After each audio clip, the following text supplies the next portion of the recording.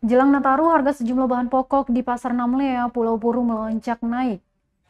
Sejumlah bahan pokok di Pasar Tradisional Namlea, Kabupaten Buru mengalami lonjakan harga jelang perayaan Natal dan Tahun Baru atau Nataru.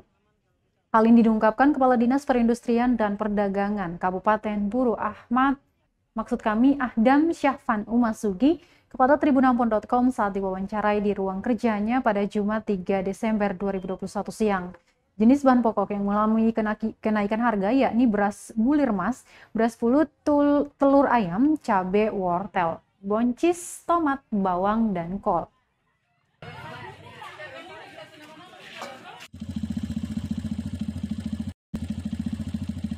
Ya, kalau untuk sekarang ini sesuai data kami itu ada kelonjakan harga tetapi tidak signifikan sama sekali.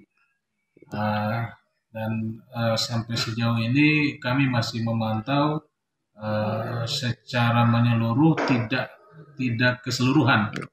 Nah, bahan-bahan pokok itu dia naik, hanya ada beberapa item yang naik. Seperti itu. Boleh tahu untuk yang beberapa item itu seperti apa, Pak? Ya, item-item yang naik ini sesuai dengan data hasil survei kami itu pertama beras, yakni beras bulir mas, terus beras pulut.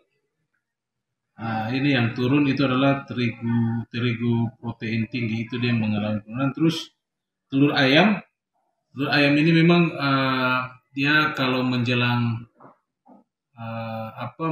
hari-hari besar ini dia memang terjadi kelonjakan harga, dan kami akan melakukan pantauan langsung di lapangan tentang sampai kenapa terjadi kelonjakan harga ini di tingkat pedagang. Kami akan secara langsung ke pedagang, setelah itu ke distributor untuk mengecek langsung sampai kenapa terjadi kelonjakan itu.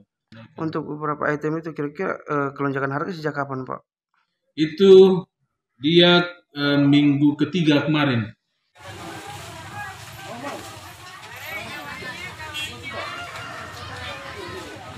Terima kasih sudah nonton. Jangan lupa like, subscribe, dan share ya.